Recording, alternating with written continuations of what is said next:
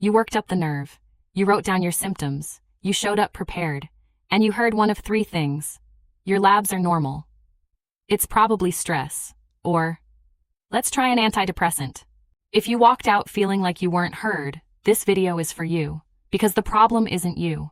And it isn't even mostly your doctor. I'm Alma. I'm not a doctor. I spent a year reading the research after my own body stopped making sense. And there's one number that explains almost everything, and I had to double-check it. The average American medical school graduate receives fewer than 2.5 hours of menopause education over their entire training, not per semester, total. In the UK, 41% of family doctors admitted they don't feel confident managing menopause. 4 out of 10. Now put that next to reality. Perimenopause lasts 4 to 10 years, affects every woman, and its symptoms can look like dozens of other things. 2.5 hours for all of that is like learning 2 chords and walking on stage to play a symphony. So when your doctor doesn't recognize it, usually it's not that they don't care, they were never taught. But there's a deeper reason, and it goes back to one study in 2002. The Women's Health Initiative, the largest women's health study ever done, was stopped early, and the headlines screamed one thing. Hormone therapy causes breast cancer and heart attacks. Prescriptions collapsed almost overnight. An entire generation of doctors learned one rule. Hormones are dangerous. Stay away. Here's what the headlines left out. The average age of women in that study was 63, not 42. Many started hormones 10, 15, 20 years after menopause. And the specific hormones they used aren't the ones typically prescribed today. When researchers went back to the data, women who started estrogen before 60 or within 10 years of menopause got results that were the opposite of the headlines. That's where the window of opportunity idea comes from. Timing changes everything. And in November 2025, the FDA removed the scariest warning label, the one that had sat on the packaging for 23 years. Because the evidence caught up. But by then, 2 decades of doctors had already been trained to be afraid. And whether hormone therapy is right for you, that's a conversation with your own doctor. I can't answer that, and neither can the internet. So here's where that leaves us. In most countries, there still isn't even an official specialty called menopause medicine. No required training in it.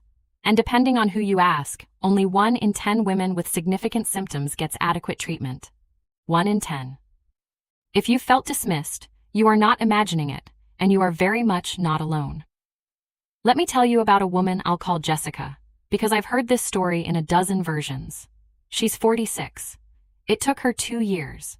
It started with anxiety, then insomnia, then brain fog so thick she was writing things on sticky notes she used to remember effortlessly. Her doctor sent her to a psychiatrist. The antidepressant helped the anxiety a little. The rest stayed. A gynecologist told her, "Too early, wait." She waited 6 more months. It got worse. Finally, she found a certified menopause specialist herself, over telehealth, because there was no one in her city. The doctor listened, asked about everything, and said, "This is textbook perimenopause. Let's talk about your options," Jessica cried. Not from grief, from relief. She lost 2 years, not because she's stupid, because the system made her become her own advocate to get a diagnosis her first doctor could have made. So let's make sure that isn't you. 3 things to bring to your next appointment. 1. A symptom list. Specifics, not, "I feel bad." When it started, how often, how much it interferes. 2. Your questions, written down, because brains love to go blank in an exam room. 3. The courage to open with 1 line. Try this. "I've noticed changes I think might be related to perimenopause. I've made a list. Can I walk you through it?" If they say your labs are normal, here's your response. "I understand they're in range, but I've read perimenopause is diagnosed clinically, from symptoms and history, not one test. Do my symptoms fit that picture?" That one is powerful because it's simply true. The major guidelines say exactly that. And if you still don't feel heard, "These symptoms are seriously affecting my life. Can we make a plan? What else to test? Which specialist to see?" If you need someone new, there are directories where you can look up certified specialists. The Menopause Society in North America, the British Menopause Society in the UK, the Australasian Menopause Society for Australia and New Zealand. Search your city. If no one's nearby, many see patients over telehealth. And one last thing, because it matters. Your doctor is working inside that same broken system, 10-minute appointments, dozens of fields to keep up with.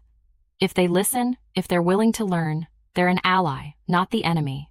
But if they roll their eyes, if they cut you off with "stop Googling," you don't need permission to find someone else. A second opinion isn't a tantrum. It's normal medicine. You shouldn't have to lose 2 years. That's the whole reason I wrote the book. It's the map I wish someone had handed me. If this helped, the book has the full appointment toolkit, the exact phrases, ready to print and take with you, plus what to say to "you're too young" and "let's try an antidepressant." Links in my profile. And if your labs were normal but you're not, leave a comment. I read them. You're not losing your mind. This has a name.